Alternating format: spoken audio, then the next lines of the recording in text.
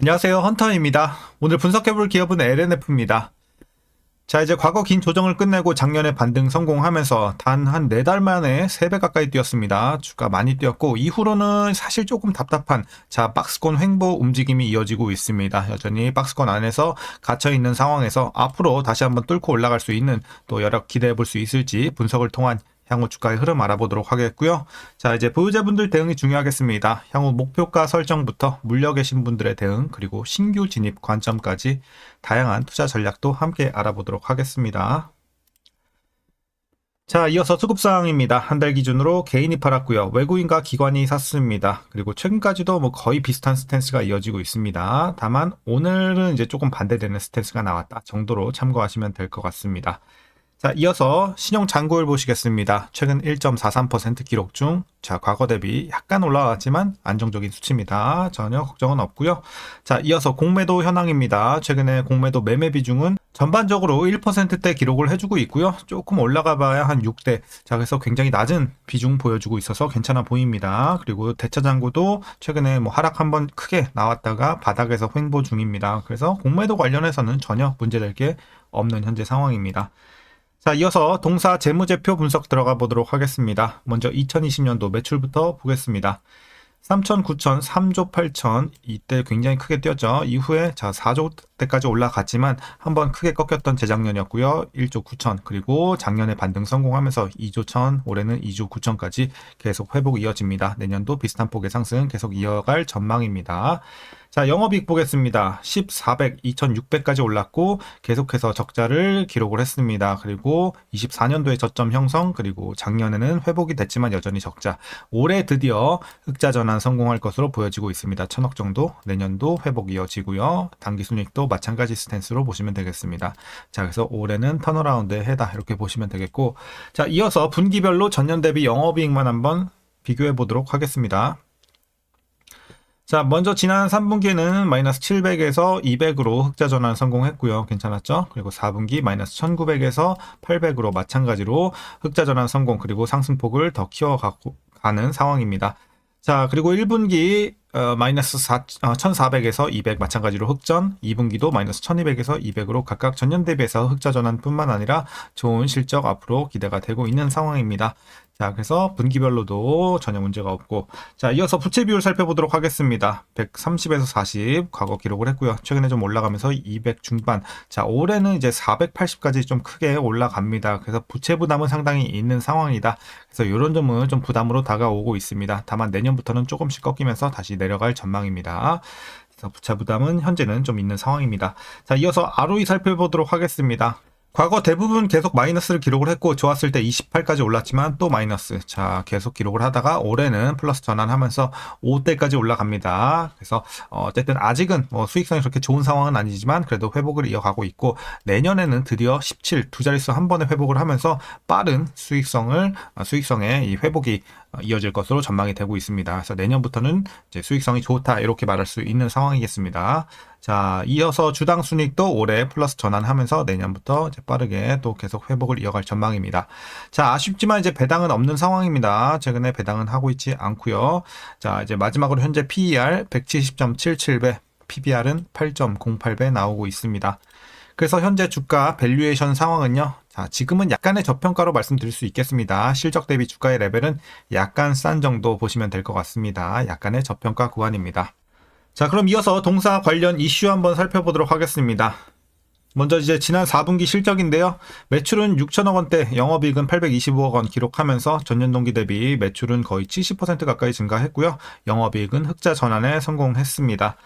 그 배경으로는 양극재 판가는 이제 전분기 대비 1% 상승을 했고요. 리튬 가격 상승에 따른 약 200억 원 규모의 충당금 환입 효과가 같이 반영이 되면서 수익성이 개선이 됐습니다. 이에 따라서 영업 환경 회복과 함께 실적이 안정 국면에 진입했다라는 평가를 받고 있습니다. 그래서 4분기 실적 좋았습니다. 자, 이어서 출하량은 전분기 대비 1% 감소했습니다. 테슬라향 NCMA 출하는 소폭 증가했지만 SK온 유럽향 미드니켈 양극재 판매가 일부 축소되면서 전체 출하량은 약간 감소했다 보시면 되겠습니다. 그리고 공장 가동률은 전반적으로 약 50% 수준을 유지한 것으로 판단되고 있고요. NCM 계열 양극재 연간 가동률 역시 50% 내외, 그리고 영업이익률은 2%에서 3% 수준 예상이 되고 있으니까 참고해 보시면 되겠습니다. 자, 이어서 실적 회복과 함께 LFP 양극재 양산 준비도 계획대로 진행 중에 있습니다. LNF는 기존 3원계 양극재에서 축적한 공정, 품질 기술을 바탕으로 LFP 양극재 사업을 확대하고 있고요. 미드니켈, 하이니켈, NCM과 LFP를 병행하는 투트랙 전략을 본격화하고 있습니다. 그리고 올해 하반기 연 3만 톤 규모의 LFP 양극재 양산을 목표로 신규 설비 투자를 진행 중이고요. 수요에 따라 단계적인 증설 또한 검토하고 있습니다. 자, 이어서 이제 ESS 시장을 중심으로 LFP 수요 확대가 이어지면서 ESS용 LFP 양극재 사업의 가시성도 같이 높아지고 있습니다.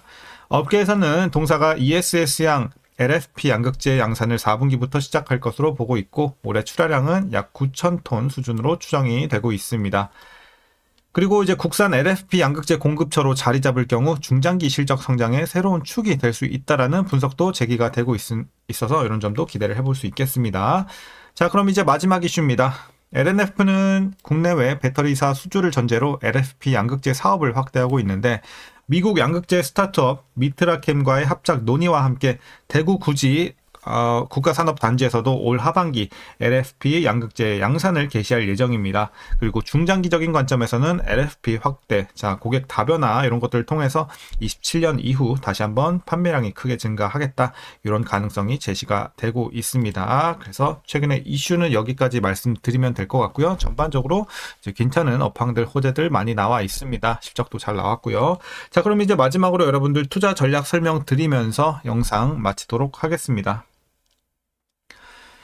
자, 먼저 신규 진입 관점에서는 긍정적으로 말씀드리도록 하겠습니다. 신규 진입 충분히 가능합니다. 약간의 저평가 구간에서, 자, 물론 이제 과거에 들어가신 분들, 여기에서 들어가신 분들이 베스트긴 합니다. 지금 약간 주가가 좀 많이 올라왔기 때문에 막 엄청 좋은 구간까지는 아니에요, 지금은. 하지만 진입은 가능하다 정도의 구간 레벨이다, 이렇게 말씀드리겠습니다. 그래서 사실 지금은 신규로 보기에는 막차 구간으로 보시면 되겠습니다.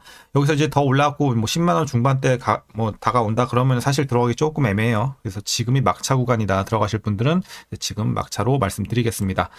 자, 그래서 긍정적인 관점 설명드렸고, 이어서 보유자분들의 대응 전략입니다. 먼저 목표 주가부터 설정하도록 하겠습니다. 자, 목표 주가 18만원 제시하도록 하겠습니다. 이 정도 되겠죠. 대략 18만원 제시해 드리면서 상승 이력도 충분히 많이 남아있고, 여러분들 꾸준하게 보유해 나가시면 되겠습니다. 그럼 익절은 언제부터 해 나가냐? 제가 봤을 때 13만원 정도부터 여러분들 익절에 나가시기 시작하시면 될 것 같습니다. 그래서 조금 더 남았죠. 13만원 이제 도달을 하면 그때부터 조금씩 20%, 30% 이런 식으로 소액 비중씩 여러분들 계속해서 분할로 팔아 나가시다가 최종으로는 18만원까지 일단 보는 전략 유효하겠다, 이렇게 말씀드리겠습니다. 자, 그리고 이제 마지막으로 위에서 물려 계신 분들은 이제 자, 어떻게 대응하시냐? 라인은 제가 하나만 더 드리면 되겠습니다. 14만원 라인 드릴게요.